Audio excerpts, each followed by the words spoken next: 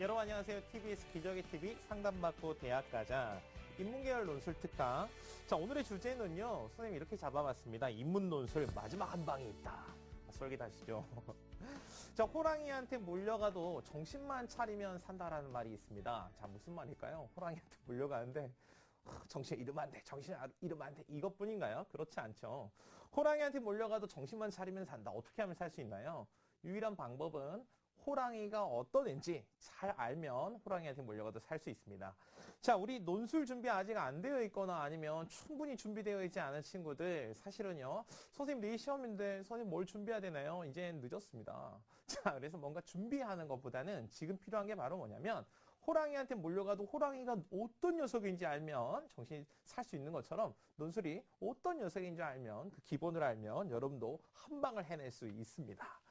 자, 어제가 이제 여러분들 2015학년도 수능 시험이 있었습니다. 자, 날씨도 추웠고요. 문제도 아주 쌀쌀 맞았습니다. 그래서 우리 그 친구들 오늘 기분이 별로 좋지 않을 수 있는데, 자, 보통 이렇게 수능 시험 보러 가기 전에 보면 각 학교에서 이렇게 시험 보러 가는 이제 친구들한테 후배들이 이렇게 막 응원을 해주잖아요. 선생님이나 학교에서도 이렇게 후배들을 이렇게 막 이렇게 후배들이 나와서 이렇게 정문까지 이렇게 막 응원을 해줬습니다. 그러니까 친구들이 이렇게 막 긴장이 되기도 하고 막 좀 부담스럽기도 하고 좀 부끄럽기도 하고 뭐 그래 화이팅 막 이렇게 지나가는데 그 한 친구가 아주 씩 웃으면서 스케치북 하나 이렇게 들고 막 당당하게 걸어왔습니다. 그 친구 스케치북에 뭐라고 써져 있냐면 수능 뒤 366일 이젠 너희 차례 이렇게 써놓고 그래서 2학년 친구들이 박수를 치다가 헐 자, 이랬던.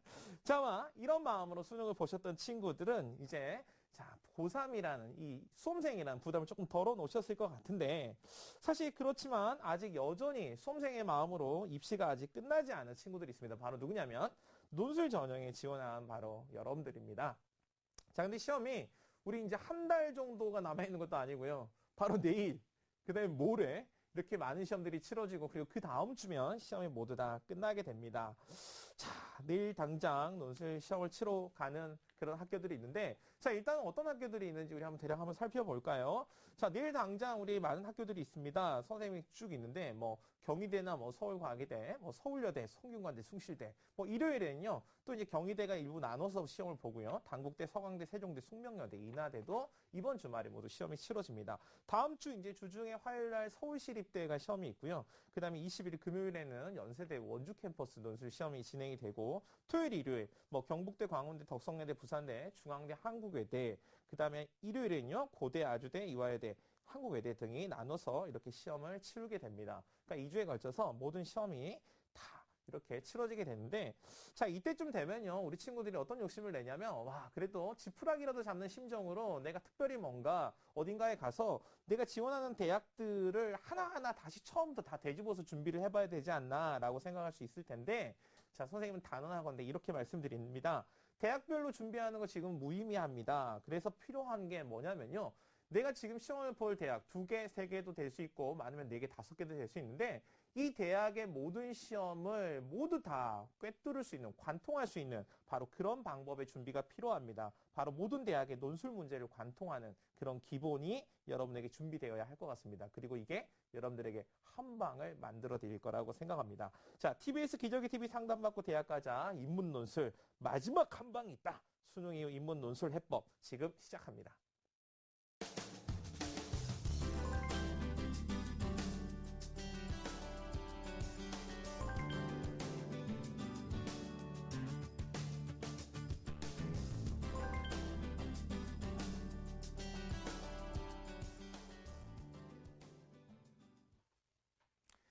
자, 선생님이 마지막 한 방이 있다 이렇게 말씀을 드렸는데 자, 그렇다고 해서 자, 논술이 뭐냐 이렇게 시작하지는 않겠습니다. 자, 여러분 혹시 논술 준비를 하시면서 자, 논술 문항에 유형별 논제들이 있다 뭐 이런 얘기 들어보셨죠? 자, 어떤 대학에서 치르는 논술 문항에도 공통적으로 들어가는 문항들이 있습니다. 자, 이걸 우리가 유형별 논술 이렇게 해서 정의를 따로 하기도 하는데 자, 공통적으로 들어갈 수밖에 없는 문항 뭐가 있느냐? 첫 번째 요약하십시오. 그 다음 비교하십시오. 그 다음 설명하십시오. 그 다음에는요. 비판하십시오인데 어느 하나의 입장을 선택하십시오나 어느 하나의 입장으로 다른 입장을 평가하십시오. 그리고 대안을 제시하십시오 등과 같이 5가지 정도가 모든 대학에 공통적으로 들어가는 논제 유형이라고 할 수 있겠습니다. 자, 공통적이라는 게요. 이 5가지가 모두 들어간다는 게 아니라 이 5가지를 가지고 보통 조합을 하는 방식이 됩니다. 요약하고 비교하십시오가 되거나 비교해서 설명하십시오가 되거나 비교해서 둘 중에 하나를 선택하십시오가 되거나 아니면 요약하고 대안을 제시하십시오가 되거나 하는 방식입니다. 그리고요, 난이도가 조금 높은 문항인데 바로 그게 뭐냐면 논술하십시오라는 논제를 사용하는 대학들인데 이런 대학들은 앞서 얘기했던 이 5가지 논제 유형들을 동시에 모두 다 충족해야지만 작성할 수 있는 그런 문항들이라고 할 수 있겠습니다. 자, 이 유형들, 어떻게 이 유형들에 대한 답안을 쓸 수 있는지를 잘 고민을 하시면 여러분 오늘 기본을 충분히 가져가실 수 있습니다. 자, 그럼 먼저요. 자, 끝내주는 답안 작성법, 요약하기에 대한 설명을 먼저 해보도록 하겠습니다. 자, 요약하기. 일단 이렇게 써놓고 시작해야 뭔가 시작하는 것 같으니까. 자, 요약하기. 자, 대학에서 요약하기, 대입 논술에서 요약하기 문제는 기본 문항 중에 기본 문항입니다. 보통은요, 상위권 대학에도 출제될 뿐만이 아니라 보통 중위권 정도 대학에서는 빠짐없이 출제되는 문항인데 요약하기라는 문항이 반드시 들어가는 이유가 있습니다. 대학에서 논술을 출제할 때요. 현실적으로 대학에서 논술을 왜 보느냐라고 하면 고등학교 때 우수한 학생들이라고 선발해 놨는데 막상 대학 수업을 하는 과정에서 이 수업에 사용되는 교재의 한 챕터 정도도 심지어는 한 장 정도도 제대로 읽지 못한 학생과 수업할 수 없다. 자, 그래서 일단은 글을 잘 읽고 이해할 수 있는지, 특히 인문계열 친구들 같은 경우는 이 인문계열에 해당하는 고전이나 학술적 텍스트를 얼마나 잘 이해할 수 있는지를 평가하는 게 중요하다. 그래서 요약하기가 반드시 포함됩니다. 자, 그래서 요약하기는요, 무엇을 평가하는 문항이다. 본인이 얼마나 잘 이해할 수 있는가, 글의 내용을 이해할 수 있는가를 평가하기 위한 문항인데, 자, 이걸 우리 친구들이 접근하는 방법이 어떤 건지를 먼저 살펴보도록 하겠습니다. 우리 친구들이 보통 요약하십시오라고 하면요, 어떤 식으로 일단 요약하십시오. 일단 기본은 뭔가요? 읽기가 기본인데, 자, 어떤 문제를 풀기 전에 우리 친구들이 읽기를 하면요, 선생님 이번 수능 감독을 하면서 우리 친구들의 유형을 자세히 보니까 유형을 이렇게 나눠볼 수 있습니다. 첫 번째는요, 우리 친구들은 일단 본인이 어려운 글이 나왔을 때 읽기에 성공하지 못하는 이유를 어디서 찾냐면 내가 정신력이 부족하기 때문이라고 생각합니다. 아, 정신 집중해야지. 이렇게 생각을 하고요, 읽기를 하는데, 자, 이런 마음을 먹으면 먹을수록 어떤 방법으로 읽냐면 첫 번째 유형은요, 자, 눈으로 또박또박 한자 한자를 눈으로 읽어가는 스타일이 있고요. 그 다음에 두 번째 스타일은 뭐냐면 손으로 정성껏 밑줄 그으면서 읽는 스타일이 있습니다. 좀 창의적인 친구들은 이렇게 긋다가 한 번씩 이렇게 물결을 쳐주고, 또 그 다음에는요, 정말 꼼꼼한 친구들인데요. 자, 이렇게 읽다가도 한 서너 줄 정도 읽으면 깜짝 놀랍니다. 왜냐하면 세 줄, 네 줄 정성껏 읽었는데 무슨 내용인지 모릅니다. 그 처음부터 다시 돌아와서 읽지만 여전히 모르는 건 마찬가지. 즉, 읽기 방법이 잘못됐으니까 내용이 이해하는데 실패하게 되고, 내용이 이해하는데 실패하게 되니까 요약에 실패하는데, 상황이 이렇다 보니까 우리 친구들이 요약하십시오 문항 어떻게 접근하는 경우가 많냐면, 자, 어떻게 접근하냐면요, 요약하십시오 문항을 자, 이렇게 접근합니다. 뭔진 잘 모르겠지만 여기쯤 내용이 마음에 들고 여기 내용이 중요한 것 같고 여기 내용이 조금 꼭 써야 될 것 같아. 그리고 여기 내용도 뭔가 괜찮은 것 같은데 라고 생각하면 중요한 부분을 표시를 해놓고 이걸 자, 이고 이다 뭐 그리고 뭐뭐이면 뭐뭐이다 등과 같이 어떤 방식으로 쓰냐면 단순하게 모아서 발췌하는 방식으로 요약 답안을 작성합니다. 이렇게 작성하면 100% 잘못된 답안을 쓰는 겁니다. 자, 그러면 선생님이 요약 답안을 어떻게 써야 하는지를 말씀드리겠습니다. 요약은 무엇을 하기 위해서, 어떤 능력을 평가하기 위해서 여러분들에게 출제되는 거다? 여러분이 주어진 글을 얼마나 잘 이해했는지를 평가하기 위한 거죠. 그렇죠? 자, 그러면 여러분들이 어떤 걸 보여줘야 돼요? 이 답안을 그대로 짜깁기를 해서 줄여놓는 게 중요한 게 아니고, 자, 이 글을 내가 정말 잘 이해했습니다를 보여줄 수 있어야 됩니다. 자, 그래서 어떻게 쓰시냐면, 자, 요약하는 방법. 자, 요약을 하실 때, 자, 이렇게 쓰시면 됩니다. 자, 일단은 글을요, 한 단락을 기준으로 해서, 단락을 기준으로 여러분들이 읽기를 하시는데, 자, 읽기를 하는 과정에서 와, 이건 이 글에서 가장 핵심적인 개념이야 라고 하면 핵심적인 개념이야 라고 하면 이것만, 다른 건 표시하지 마시고 이것만 표시를 해 놓습니다. 핵심 개념이야 라고 하면 이게 핵심 개념이구나 라고 하면 이것만 표시를 하시고요.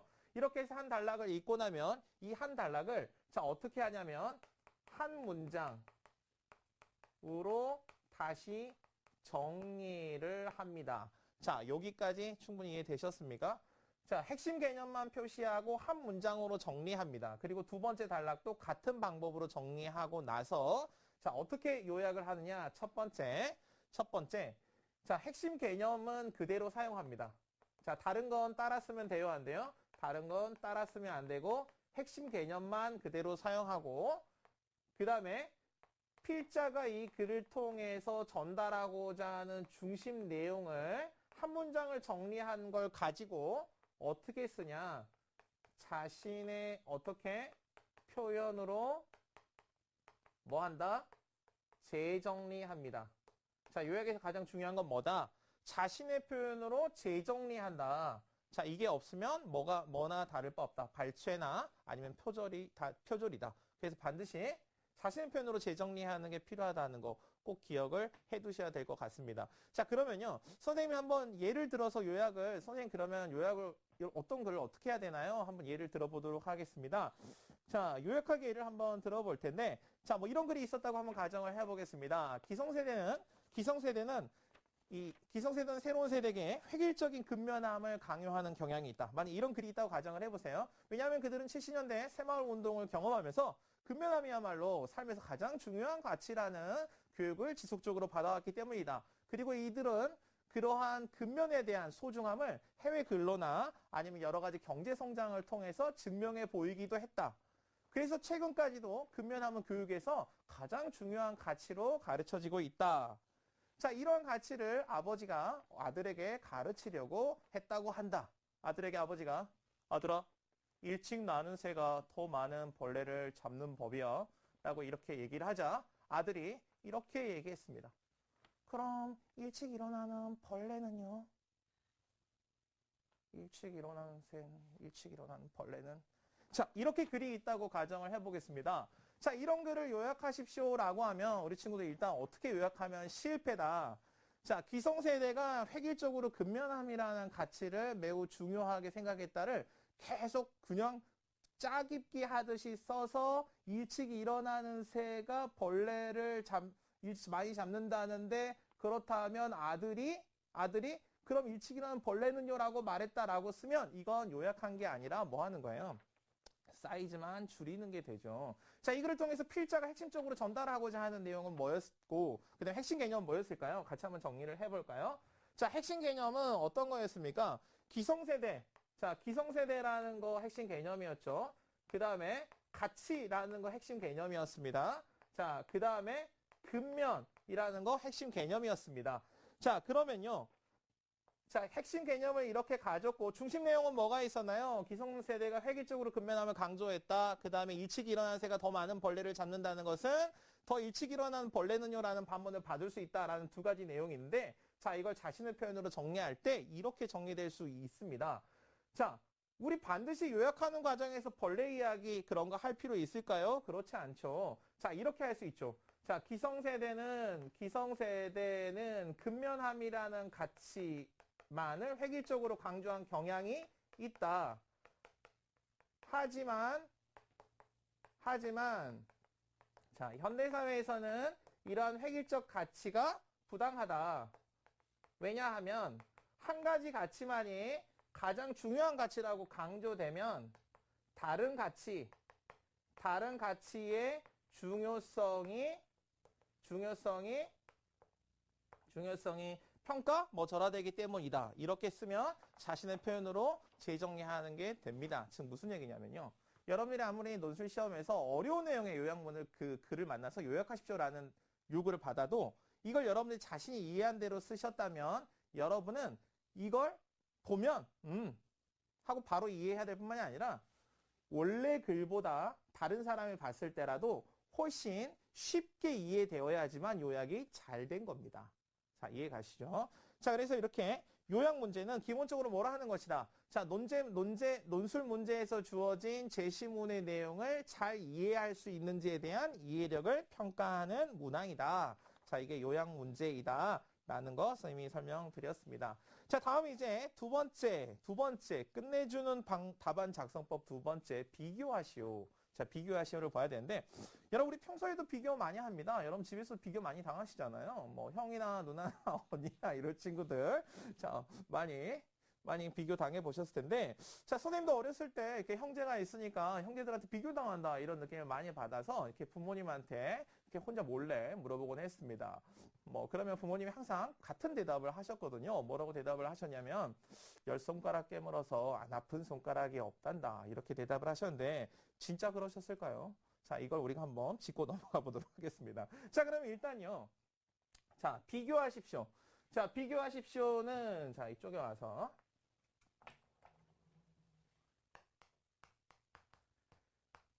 자, 비교하십시오는 도대체 무엇을 하기 위한 문항인지를 먼저 생각해 봐야 됩니다. 자, 비교하십시오라고 하면 우리 친구들이 가장 먼저 생각하는 건 뭐냐면, 아, 선생님 비교하십시오요. 비교하십시오는 공통점과 차이점을 드러내는 거예요. 라고 생각합니다. 그래서 많은 친구들이 그냥 비교하십시오라고 하면요. 예를 들면, 가와 나를 비교하십시오라고 하면 가와 나의 공통점은 뭐고 차이점은 뭐다라고 단순하게 기술하는 것으로 비교가 충분히 됐다고 생각합니다. 그럴까요? 자, 그러면 선생님이랑 같이 직접 한번 비교를 해보도록 하겠습니다. 자, 이 선생님이 남자니까 그리고 선생님하고 라이벌 정도 되는 수준의 그런 연예인 뭐 대표적인 게 누가 있을까요? 지금은 강동원은 이제 선생님 라이벌은 아니고요. 자, 김수현 정도가 선생님하고 라이벌이 됩니다. 자, 김수현하고 자, 윤신혁 쌤을 한번 비교해 보도록 하겠습니다. 자, 김수현하고 윤신혁 쌤. 자, 비교하면 어떻게 되나요? 김수현 지금 나이가 한 몇 살 정도 되나요? 20대죠. 자, 김수현은 20대고 자, 윤신혁 선생님은 자, 뭐 30대입니다. 자, 30대입니다. 자, 김수현 어떤 키가 훨씬 크고 선생님은 조금 큽니다. 뭐 이렇게 또 뭐 있을까요? 김수현은 얼굴이 작고 윤신혁 선생님은 얼굴이 큽니다. 뭐 이런 거. 근데 김수현은 연예인이고 윤신혁 선생님은 선생님입니다. 자, 보세요. 선생님이 김수현과 윤신혁 선생님의 차이점을 써내려가고 있는데 이게 끝이 날 수 있을까요? 없을까요? 이상하지 않나요? 끝나지 않는 비교가 무슨 의미가 있을까요? 자, 그 다음에 보세요. 김수현은 연예인이고 윤신혁 선생님은 머리가 큽니다. 이것도 좀 이상하지 않아요? 그렇죠. 그럼 도대체 비교는 어떻게 해야 되는 걸까요? 자, 도대체 비교는 뭘 하는 걸까요? 자, 한번 이제 예를 들어보도록 하겠습니다. 자, 여학생이라고 가정하고요. 그렇죠. 여학생이라고 가정하고. 자,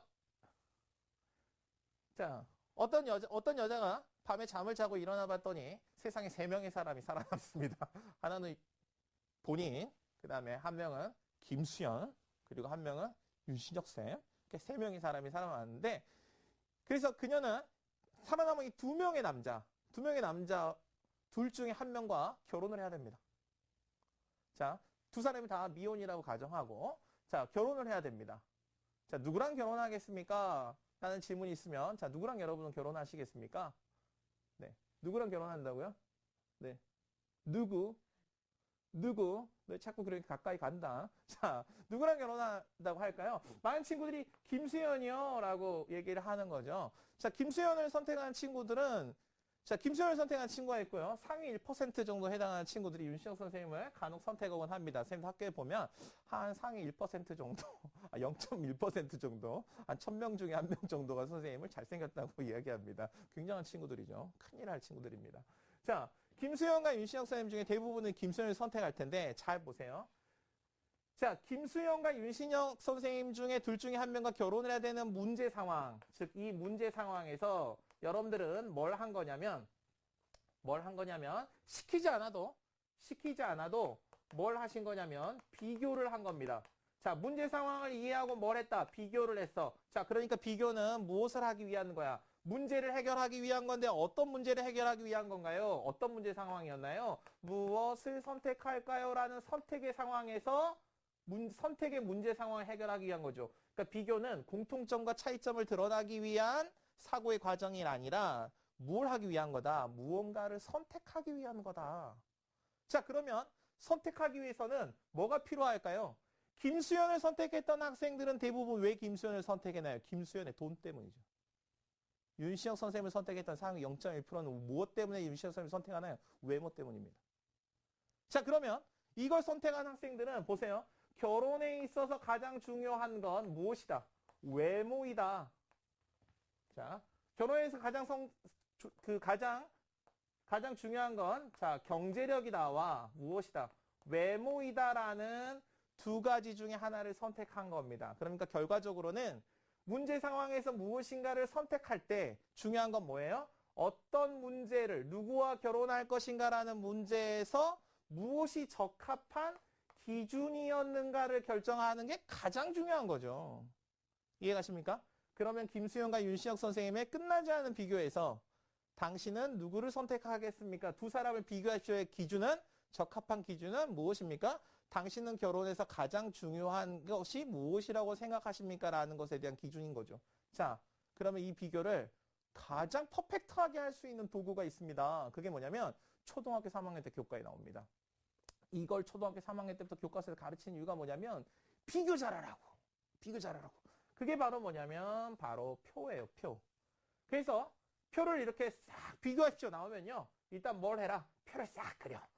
표를 싹 그려가지고 자, 여기에 뭐라고 써? 기준이라고 씁니다. 자, 그리고 제시문 가, 나, 다 이렇게 써요. 자, 그리고 기준이라고 써놓고 자, 여기 보니까 목적이 기준이고 결과가 기준이더라 라고 정해지면 뭐 한다? 여기에 부합하는 가의 내용, 나의 내용, 다의 내용, 가나, 다의 내용을 쓰고 이거 답안 어떻게 쓰면 됩니까? 가나다를 비교하는데 필요한 기준은 두 가지다. 첫째 목적이고 둘째 결과이다. 첫 번째 목적에 따르면 가는 이렇고 나는 이렇고 다는 이렇다. 둘째 결과에 따르면 가는 이렇고 나는 이렇고 다는 이렇다라고 쓰면 비교는 퍼펙트하게 끝납니다. 오늘 정말 여기 잘 듣고 계신 거예요. 자, 이렇게 해서 비교 선생님이 설명을 드렸습니다. 자, 비교 어려운 것 같지만은 여러분 조금만 생각해 보시면 어렵지 않습니다. 그래서 비교의 원리. 자, 어떤 문제를 해결하고 하는가? 그다음 기준이 무엇인가? 그 도구가 표야. 자, 이것만 기억을 하시면은 자, 여러분들 누구나 해결할 수 있을 것 같습니다. 선생님 뭐라고 그랬나요? 비교 뭐 하기 위한 거라고요? 선택하기 위한 거라니까? 부모님이 왜 여러분을 동생하고 여러분을 동생이나 형이나 언니나 오빠하고 비교하나요? 둘 중에 하나 선택하려고. 둘 중에 하나 선택해서 더 잘 키워보려고 비교하는 겁니다. 자, 아셨죠? 그래서 선생님이 언젠가 어머니한테 우연히 이런 얘기를 들었던 것 같아요. 어머니가 선생님이 이제 30이 넘고 한 선생님을 키운 지 한 40년 가까이 되셨을 때 이렇게 고백하셨어요. 어렸을 때 10손가락 깨물어서 아픈 손가락 없더라 하시던 어머니가 이렇게 얘기하셨습니다. 10손가락 깨물었더니 좀 덜 아픈 손가락이 있긴 하더라. 자, 이렇게 얘기하셨다는 자, 그런 게 있습니다. 자, 그 다음은요. 자, 끝내주는 답안 작성법 세 번째입니다. 자, 설명하시오. 자, 설명하시오. 이렇게 나와 있는데 자, 설명하시오는 뭘까요? 선생님이 한 2009년인가 인터넷에서 봤던 건데 일단은요. 요즘에 이게 막 와다. 아, 나 진짜 나 선생님 하지 말고 나 이거대로 살 걸 그랬어. 막 이렇게 생각했던 그런 글이 있는데 일단 내용은 웃자고 한 내용인데요. 자, 설명하십시오라는 이 논제를 어떻게 해결해야 될까? 이거 여러분들한테 알려드리기 위한 겁니다. 자, 이거 왜 이렇게 좀 선생님도 지금 다시 보니까 좀 이거 보니까 좀 너무 선정적이긴 합니다. 거의 비키니 수준인데요. 자, 그러면 한번 우리 화면으로 선생님 한번 정리해봤습니다. 제목이 뭐냐면요. 빌 게이츠 딸과 결혼하는 방법이라고 돼 있어요. 자, 시작은 정략 결혼이었다. 자, 아버지가 아들에게 이야기합니다. 자, 내가 원하는 여자와 결혼했으면 좋겠다. 이렇게 얘기해야죠. 아들아, 정해놓은 여자가 있어. 결혼해라. 이렇게 얘기한 거죠. 아들이 그러니까 싫어요. 제 신분은 제가 고를 겁니다. 저는 사랑하는 여자랑 결혼할 거예요. 라고 얘기하는 거죠. 그러니까 아버지가 그녀가 빌 게이츠 딸인데 그랬더니 아들이 그럼 좋습니다. 라고 아버지의 제안을 수락합니다. 자, 그리고 나서 아버지는 누구를 찾아가야 되나요? 빌 게이츠를 찾아갑니다. 자, 아들과 빌 게이츠 딸을 혼인시켜야 되죠. 아버지가 빌 게이츠를 찾아가서 당신 딸에게 꼭 맞는 남편감을 제가 소개시켜드리겠습니다. 그때 빌 게이츠가 이렇게 얘기해요. 제 딸은 너무 결혼하기 어립니다. 그랬더니 아버지가 그 남자가 세계은행의 부회장인데요. 이렇게 얘기하면 그럼 좋습니다. 하고 빌 게이츠가 이렇게 결혼을 수락하게 됩니다. 자, 그럼 아버지가 이제 누구를 찾아가나요? 세계은행의 부회장이 돼야 되니까 세계은행 회장을 만나러 갑니다. 자, 아버지가 이렇게 얘기합니다. 제가 부회장으로 어떤 남자를 추천해드리고 싶습니다. 제 아들을 부회장으로 임명해주세요. 이렇게 얘기하죠. 그러니까 전 부회장이 많습니다. 필요 없어요. 라고 얘기합니다. 그러니까 아버지가 이렇게 얘기해요. 그 남자가 빌 게이츠 사이인데도요? 그랬더니 회장이 그럼 좋습니다. 라고 수락하는 거죠. 자, 여기까지 내용입니다. 자, 얼른 보시고 이게 무슨 얘기야 싶겠지만, 자, 어떻습니까? 아무것도 아닌 아버지와 아들이, 아무것도 아닌 거죠. 자신의 아들이. 근데 그걸 빌 게이츠와 혼인시키기 위한 이 과정을 이렇게 재미삼아 이야기했는데, 뭐라고도 이렇게 인터넷에 소개가 돼 있었냐면, 최고의 비즈니스. 자, 이렇게도 나와 있었습니다. 자, 이 이야기를 한번 기억을 해 두시고요. 자, 그러면 이제 설명하십시오를 한번 정리를 해보도록 하겠습니다. 설명하십시오. 자, 이거 빌 게이츠 이야기, 이거 교실에서 이야기하면 되게 재밌는 얘기인데요. 이렇게 얘기하려니까 카메라들이 막 웃을 줄 몰라, 지들끼리 어쩔 줄 몰라 하네요. 자, 여러분들 한번 곰곰이 생각해 보세요. 선생님이 이게 사실 교실에서도요, 이런 어려운 얘기는 좀 자제하려고 합니다. 이유는 뭐냐면요, 모두 다 웃지 못하기 때문이에요. 그 어떤 친구들이 있냐면, 다른 친구들 이야기 딱 끝나면 다 웃는데, 혼자 이러고 있다가, 이야기 다 끝났는데 우리 막 수업하고 있으면 옆에 친구한테, 뭐야? 하고 물어봤다가 친구가 이제 바빠 대답 안 해주고 있으면 한 30분쯤 있다가 혼자 정리가 되는 거죠. 하고 그때 웃는 친구들이 꼭 있습니다. 자, 요 이야기 한번 생각해 보시고요. 자, 일단은 자, 설명하십시오가 뭘까요? 자, 설명하십시오. 자, 대학 논술에서 논제는요, 보통 어떤 식으로 나오냐면, 보통은 이렇게 많이 나옵니다. 가를 바탕으로 나에 나와 있는 표나 뭐 그래프 등을 설명하세요. 이런 문제가 가장 유형이 많이 나오고요. 그 다음에 가의 관점에서 나의 글을 설명하세요. 뭐 이렇게 쉽게 나오기도 합니다. 근데 우리 많은 친구들이 설명하십시오라고 나오면 뭐라고 생각하냐면 설명은 뭘까? 설명하는 건 뭘까? 그러면 설명이 뭘까요? 물어보면 많은 친구들이 뭐라고 얘기하냐면 정보 전달이요. 이렇게 얘기합니다. 정보 전달. 자, 설명은 정보 전달일까요? 그럼 자, 이런 상황을 생각해 보겠습니다. 자, 이게 뭘까요? 자, 이게 뭘까요? 자, 이게 자, 펜이죠. 자, 펜입니다. 자, 근데 이게 뭘까요? 라고 할 때 잘 모르겠는데요. 그래서 이건 빠라빠라 빰빰빠예요. 라고 얘기합니다. 정보는 충분히 전달이 됐습니다. 근데 여러분들은 무엇이 남았나요? 아무것도 남지 않았죠. 그러니까 정보를 전달하는 것만으로 충분하다, 충분하지 않다, 충분하지 않다. 그러면 설명의 본질적인 목적은 따로 있다. 자, 설명은 무엇을 하기 위한 거다. 설명은 도대체 논술 문항에서 무엇을 평가하기 위한 수단일까를 생각해 보셔야 되죠. 자, 설명은요, 정보 전달은 아닙니다. 자, 일단 답부터 말씀드리면요. 설명은 무엇을 하기 위한 거냐면 상대방을 뭐 하기 위한, 이해시키기 위한 수단입니다. 자, 그러면 이해는 도대체 어떤 방법을 통해서 가능할까 우리 생각해 봐야 되죠. 자, 여러분들 아침에 보통 하루 중에 가장 답답한 상황들을 종종 만나게 됩니다. 대표적인 게 어떤 상황인가요? 아침에 학교 가려고 열심히 세수하다가 문득 고개를 들어서 거울에 있는 나를 보게 됩니다. 깜짝 놀라죠. 왜 이렇게 생겼을까? 답답합니다. 알 수 없죠. 왜 이렇게 생겼을까? 그리고 나서 세수를 끝나고 아침에 준비를 끝나고 화장실 문을 탁 열고 나갔더니 아빠가 나를 보고는 씩 웃으면서 잘 잤니? 아빠를 딱 보고 어떤 생각이 들어요? 내가 이래서 이렇게 생겼구나. 자, 이런 생각이 들죠. 자, 이게 바로 설명이에요. 자, 어떻게 된 거예요?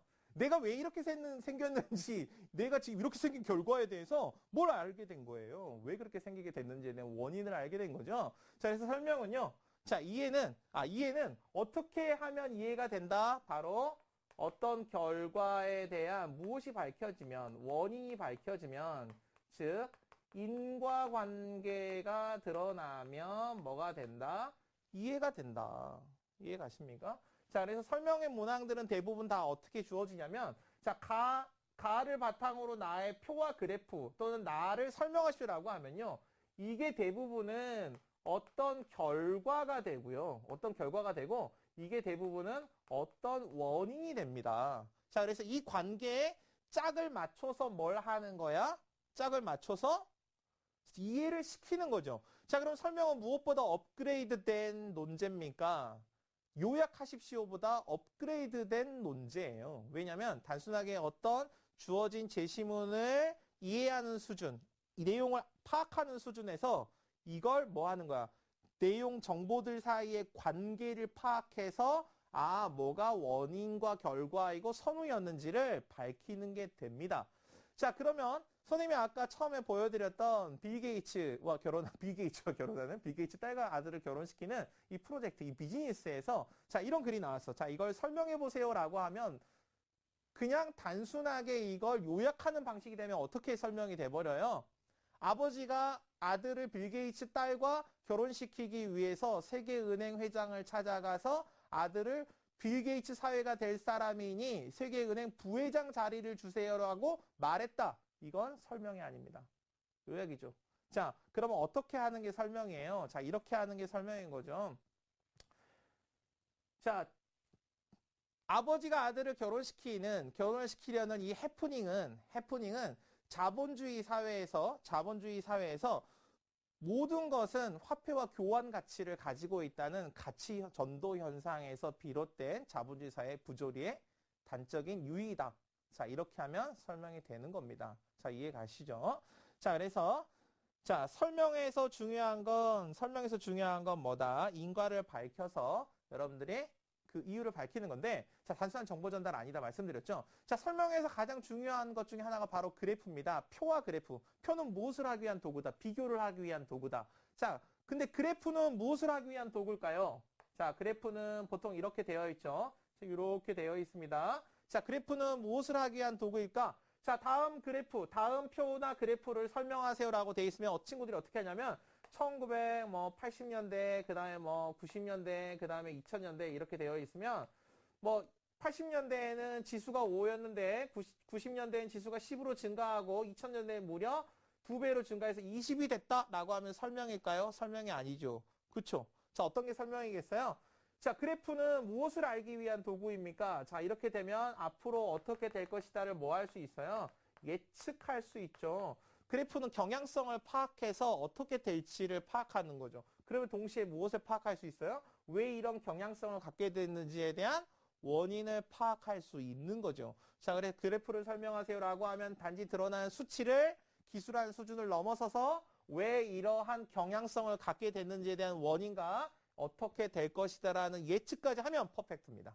자, 이렇게 해서 선생님이 설명까지 설명을 드렸습니다. 자, 지금까지 끝내준 답안 작성법 요약 비교 설명에 대해 살펴봤는데 어떤 내용인지 다시 한번 짚어보도록 하겠습니다.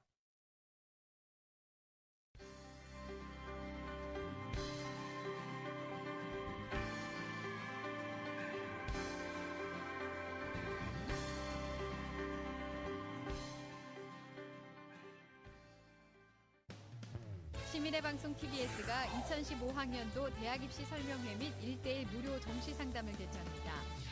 대학으로 가는 마지막 관문, 정시 전략을 세울 수 있는 기회. 잠실여고 안영근 선생님의 2015학년도 대입 정시 모집의 특징과 지원 전략. 문일고 김혜남 선생님의 수도권 40개 대학별 특징 및 지원 전략을 주제로 한 특강과 현직 교사로 구성된 진학 전문가로부터 1:1 맞춤형 정시 상담을 무료로 받을 수 있습니다. 12월 7일 일요일 오전 11시 서울시청 다목적홀에서 펼쳐지는 입시 설명회에 참석을 원하시는 분들은 TBS 홈페이지를 통해 신청 가능하며 문의 전화는 02-311-5441번에서 2번입니다. 이번 입시 설명회는 무료로 진행되며 자세한 사항은 TBS 홈페이지를 통해 확인 가능합니다. 자, 이렇게 앞서서 우리 끝내주는 답안 작성법에 대한 3가지 요약하기, 비교하기, 설명하기를 정리했습니다. 사실 요약하기, 비교하기, 설명하기만 하시면요, 여러분 논술 답안 작성이 70%는 끝난 겁니다. 와, 이게 무슨 한방이야. 오늘 무슨 막 세일 기간인가? 네. 자, 이제 다음 두 번째는요. 자, 선생님 뭐라고 제목을 붙여놨냐면 끝장나는 답안 작성법. 자, 무슨 얘기예요? 이제 70% 정도 전투력을 막 가져가지고 경쟁력을 갖췄으니까 끝장내야겠죠. 그래야지 한 방 있겠지.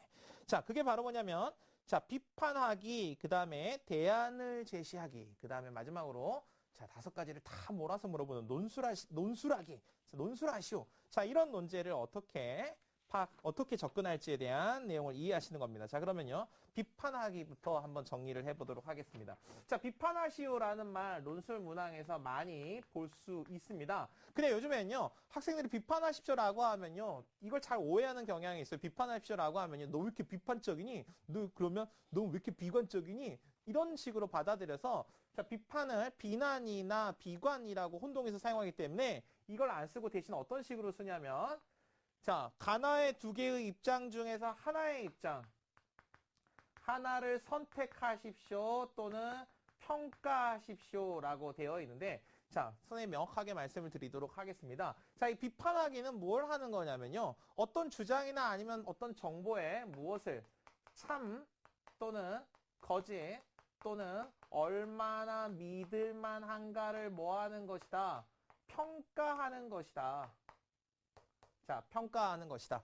자, 이게 왜 필요하냐면요. 자, 왜 이게 필요하냐면 자, 논술 문제는 기본적으로 논술은 자신의 주장을 다른 사람에게 설득하기 위한 글쓰기인데 그럼 일단 기본적으로 자신의 주장이 올바르게 도출이 돼야 됩니다.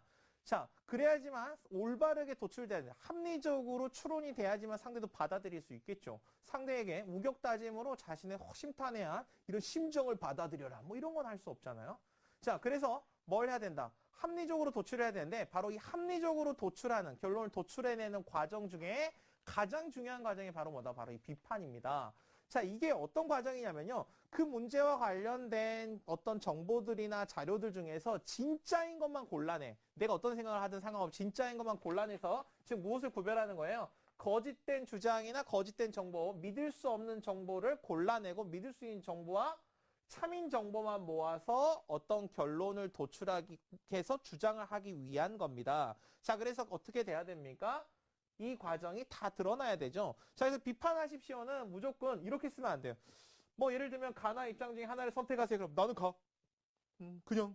뭐 이렇게 하면 안 됩니다. 자, 그래서 어떻게 해야 된다? 자, 이걸 답안을 작성하는 과정은요. 자, 일단은 내가 무엇을 선택했는지에 대해서 선택을 결정했죠. 자, 결정했으면 다음은 당연히 뭐가 나와야 되냐면 왜 이런 결정을 하게 됐는지, 왜 이런 결론을 내리게 됐는지에 대한 근거가 반드시 제시돼야 되는데 이 근거는 당연히 뭐가 되겠습니까? 자, A라는 정보는 믿을 수 있어. B라는 정보는 믿을 수 없어. C라는 정보는 믿을 수도 있기도 하고 없기도 해. 그러니까 나는 이걸 선택한 거야 라는 내용이 나와 있어야 되겠습니다. 자, 근거 제시를 하고 나서 이제 그 다음에는 뭐가 나와야 되냐면 자, 내가 A를 선택했다고 하면 B를 선택할 수 있는 가능성은 여전히 남아있죠. 그래서 뭐 해야 되다? 선택하지 않는 것에 대한 예측 반론을 파기하는 과정이 반드시 나오면 답안은 퍼펙트하게 됩니다. 자, 이렇게 선생님이 비판 내용을 말씀드렸고요. 자, 다음은요. 자, 끝장나는 답안 작성법 이제 대안 제시가 되겠습니다. 자, 대안 제시. 여러분들이 좀 고차원적인 문항, 좀 상위권 대학에서 대안을 제시하십시오라는 것들을 종종 살펴볼 수 있는데 자, 대안 제시하십시오는 여러분들 일단 하면 안 되는 스타일은 이렇습니다. 초등학교 반장 선거하는 스타일이면 대안 제시는 아니올시답니다. 자, 대안 제시 예를 들면 환경을 보존할 수 있는 방법을 제안하시오. 뭐 이렇게 하거나 아니면 모든 자원을 효율적이면서 동시에 형평성을 갖춰서 분배하는 방법에 대안을 제시하십시오. 또는 뭐 한류를 올바르게 이끌어갈 수 있는 방향을 제시하십시오. 뭐 이런 얘기가 있는데 보통 뭐 이렇게 쓰면 안 됩니다. 대안을 본인한테 제시하라고 그랬는데 이 문제는 매우 중요합니다. 우리 모두가 그래서 이 문제를 해서 최선의 노력을 다합시다. 이러면 뭐 혼자 제 대안을 제시해보려도 다 같이 하지. 뭐 문제를 풀어내주는 사람이 같이 하자는 얘기에 안 맞는 얘기죠. 자, 일단은 보세요. 자, 대안 제시를 하는 것은 자, 대안 제시. 자, 어떤 조건들이 필요한지를 생각을 해보겠습니다. 자, 어떤 문제가 여러분들한테 대안으로 제시됐다는 얘기는 무슨 얘기야? 기존에 있는 방법으로는 문제 해결됐다는 거야, 해결 안 됐다는 거야, 해결 안 됐다는 얘기죠. 그래서 어떻게 하라는 얘기예요? 새로운 방법이 필요합니다. 그래서 대안 제시는 반드시 새로운 방법이냐 아닌지를 검토해야 돼. 즉 뭐야? 얼마나 창의적인지가 파악이 되고요. 그 다음 두 번째는 어떤 조건을 갖춰야 되냐면요. 얼마나 이게 구체적인지를 파악해야 되는데 이걸 선생님이 구체성이라고 써놨는데 예를 들면 이렇습니다. 자, 어떤 방안을 제시하는데 너 왜 이렇게 맨날 약속 시간에 늦어? 앞으로 저럴게. 믿어져? 안 믿어져? 너 왜 이렇게 맨날 늦어? 저럴게. 안 믿어지죠? 근데 어떻게 하면 믿어집니까? 너 왜 이렇게 약속 시간에 늦어? 미안해. 하지만 내일부터 늦지 않기 위해서 내가 알람을 2개 새로 구입했어. 어때요? 믿어지지? 자, 이게 바로 뭐예요? 구체성입니다. 즉, 구체적으로 실체가 드러나도록 방법을 제안하는 거예요. 그 다음에 하나는 뭐냐면 실현 가능해야겠죠. 실현 가능해야 돼. 너 왜 이렇게 늦어? 맨날 약속 시간 늦어. 그랬더니 내가 다음번에 늦으면 내가 그냥 아주 그냥 저기서 뛰어내릴게. 이런 거 되겠어? 안 되겠어? 안 되겠죠. 실현 불가능하기 때문입니다. 자, 그 다음에 충분성도 있어야 되죠. 그 방법만으로는 부족하다. 그러면 안 됩니다. 그래서 이런 조건들을 잘 따져보면서 자, 여러분들이 정리를 해보셔야 됩니다. 자, 그리고 이제 마지막입니다. 끝장난 답안 작성법. 자, 논술하시오라고 되어 있는데, 자, 지금까지 선생님이 이야기했던 요약하십시오, 비교하십시오, 설명하십시오, 비판하십시오, 그 다음에 대안을 제시하십시오. 이걸 잘 따라온 친구라면 이제 한 방에 정리가 됩니다. 자, 대학에서 어떤 문제가 이렇게 출제될 수 있어요. 가나다를 참고하여 라에 대해서 논술하시오라고 되어 있으면 이 문항은 어떤 거냐면요. 자, 이제까지 있었던 요약하고, 즉, 주어진 제시문들의 내용을 이해하고, 비교하고, 제시문들 사이에 공통점과 차이점을 의미 있게 파악하고, 그 다음에 어느 것이 올바른 제시문인지, 믿을만한 제시문인지를 선택하고, 비판하고, 그 중에 하나를 골라서 대안을 제시하는 것까지를 종합적으로 물어보는 문항입니다. 자, 여러분들 이거 쉽게 알 수 있는 게 대학의 출제 가이드에 이렇게 나와 있는 게 있습니다. 선생님 한 대학의 출제 가이드를 한번 보여드리도록 하겠습니다. 자, 중앙대학교 인문계 논술 가이드에 이렇게 나왔습니다. 좀 빨리 읽을게요. 개별 교과목의 내용에 대하여 단순 암기한 지식보다는 사물 또는 현상의 다양한 측면을 균형 있게 통찰하고 주어진 문제의 상황에 대한 창의적인 대안을 제시한 능력을 측정하는 문제가 출제될 것이다. 무슨 얘기예요? 주어진 정보와 개념들, 이런 문제 상황을 다 이해하고 나서 창의적 대안까지 제시하는 게 문제 7조에서 종합적으로 다루어진다는 거예요. 구체적으로 수험생들이 개별 교과목에 활용되는 기본 개념들을 정확하게 이해하고 있는가? 이 개념을 서로 연결하는 논리를 유추할 수 있는가? 문제를 통찰력 있게 해결할 수 있는가? 생각하는 말 논리적으로 기술하는 생각을 중점적으로 평가할 것이다. 지금 무슨 얘기예요? 한마디로 이야기하면 종합적으로 평가하겠다. 이런 이야기입니다. 자, 이렇게 해서 선생님이 중요한 내용들, 중요한 논제들을 다 특징적으로 정리를 해봤는데, 자, 결과적으로 선생님이 했던 이 5개의 논제와 그 다음에 논술하십시오까지를 다 하면은, 자, 종합적 문제 해결의 과정, 이런 가장 높은 난이도의 문항까지도 여러분들이 충분히 접근할 수 있을 거라고 생각합니다. 자, 이제 선생님이 마지막으로 여러분들한테 이제 아주 꼭 필요한 팁을 좀 알려드립니다. 선생님 뭐라고 제목을 붙여놨냐면, 논술 시험 날 깨알 가이드 이렇게 해놨는데, 원래 제목이 뭐였냐면요, 레알, 깨알, 미주알 이렇게 붙여놨어요. 이게 뭐냐면 야, 진짜 이거 내가 니들한테만 알려주는 정말 하나같이 그냥 깨알 같은 이런 그런 거야. 미주알이 뭔지 아시나요? 미주알. 네. 미주알이 선생님이 미주알 고주알 이런 말 들어보셨잖아요. 미주알이 뭐냐면 이 학문 마지막까지 다 있는 이 마지막 이 창자 이런 거래요. 그러니까 뭐 얘기해요? 아니 끝까지예요. 끝까지 끝까지 다 얘기해 주겠다 이런 겁니다. 자, 일단 여러분 중요한 게 뭐냐면 의상 중요합니다. 왜냐하면 의상 중요하죠. 그래서 화장도 하실 친구들은 미리미리 아침에 계획을 하시는 게 필요합니다. 인디언들이 화장을 왜 했는지 아십니까? 두려운 적들과 싸움을 나가기 전에 이 두려움을 떨쳐버리기 위해서 자신의 부족을 믿었던 이런 토템으로서의 사자나 아니면 곰이나 이런 영혼이 자기에 깃들어서, 이 전세 영혼이 깃들어서 용감히 싸울 수 있기를 바라는 마음에 화장을 싹 한대요. 그래서 화장을 하는 친구들은 화장도 미리 준비하시고 입을 옷도 전사가 갑옷을 챙기는 것처럼 준비를 하시는데, 그날 기온이 상당히 컨디션에 많이 좌우될 수 있습니다. 자, 그래서 어떻게 챙겨가시는 걸 선생님이 권장드리냐면요. 일단은 겉에는요, 편안한 옷을 입는데 속에는 반팔을 입으시고 그 위에 가디건을 하나 입고 외투를 하나 입으세요. 왜냐면 더우면은 금방금방 벗거나 아니면 다시 껴입을 수 있도록 하는 게 여러분 컨디션에 좋습니다. 자, 이거 가장 중요합니다. 시험장에 가실 때 혼자 가세요. 가장 위험한 사람 누구? 엄마. 다 아시잖아요. 왜? 엄마 같이 가면서 엄마들 이렇게 하면 부담 주려고 하는 건 아니야. 그냥 평소대로 해. 평소가 뭐야, 엄마. 엄마 그러지 말자, 이제 우리. 엄마 그렇습니다, 맨날. 가만히 있는다고 하면, 엄마 아무 말 안 할게. 부담 갖지만 편하게 있어, 편하게. 괜찮아. 아빠는 더 같이 가지 마세요. 아빠는 더 부담스럽죠. 아빠는 뭐라고 그래요? 아빠 믿어. 얼마 부담스러워요.